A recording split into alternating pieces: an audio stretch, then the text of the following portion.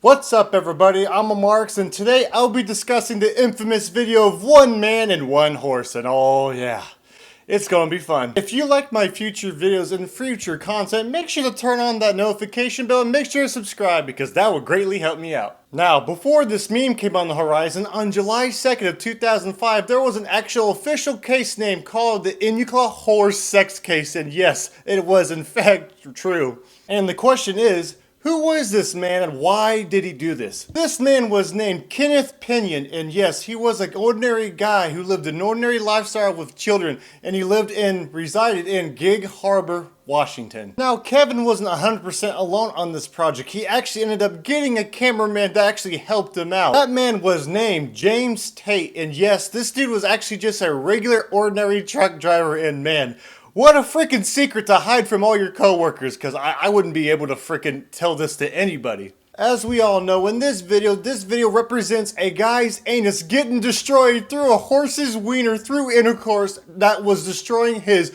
organs and body. Thankfully, the video was not very long at all, which is still very hard to watch and very cringy to see, and the guy actually had a nickname, which was, Kevin's nickname was represented as Mr. Hands, because, ooh, magic and yes, internet personas back in 2005 were pretty cringy. Now, I bet a lot of people are wondering is why the heck would they do something like this, or why would they even come up with it in the first place? Well, you see lads, James and Kevin have done this before. They actually snuck in this farm and barn before called the Southeast 444 Farm, and yes, they actually had these crazy fantasies of just hanging out, sneaking in the farm, just having sexual fantasies with them, and yeah, it's kind of disgusting. But what makes this even more interesting is that apparently there was other videos that was not released that has happened, which is kind of insane.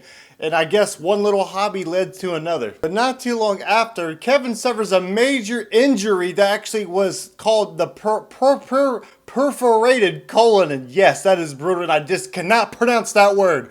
Oh, it's okay.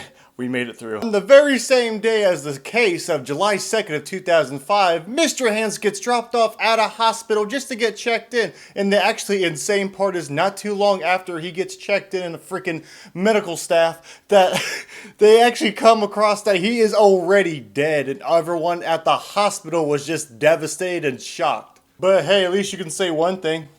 They did save a lot of money. Not too long shortly, there was actually an investigation being underway asking their friends, relatives, and acquaintances about what has happened and how Kevin died so unexpectedly. The Washington police officers in their little local town locates the farm where they reside that incident, thankfully. And the insane part is there was actually a little library and a little office of some crazy amounts of DVDs and VHS tapes featuring just multiple communities and people just engaging in bestiality, which is absolutely nasty and actually insane. So yes, it isn't just Kevin and James into this bestiality. It was like a huge community that we're secretly part of, and it is absolutely terrifying. And not very long after, they actually find the video leaked of James and Kevin during the horse incident, and that is absolutely just kind of interesting how stuff like this gets found pretty shortly. But the question is, how did it get leaked? The short answer is, we don't know, but eventually one day we will figure it out who did upload the video. But for right now, we're just going to enjoy the one man and one horse. Now, during this time, for some reason, in the state of Washington, there was no major laws against bestiality, so you could pretty much just hang out,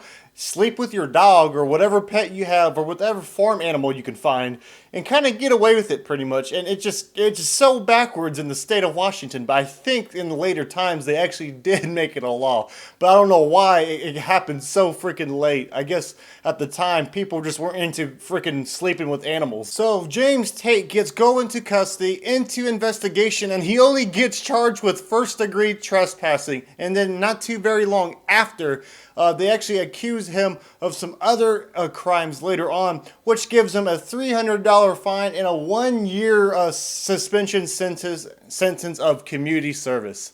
And yeah, that was pretty much it for him, which is kind of insane considering that he literally just gets away recording a dude getting anally penetrated by a freaking long horse. Now, the great news is the horse did not get injured and there was no evidence of actual animal abuse, just some unlawful bestiality, so they got away scot-free in that category. Now, I will say this, for some reason, there was a third guy that was involved in the video, but there is literally no video evidence or no name or nothing of him being involved. And actually, the unknown guy ended up dropping James off, or Mr. Hands, to the hospital when he was still barely alive. So we don't know who the third guy is.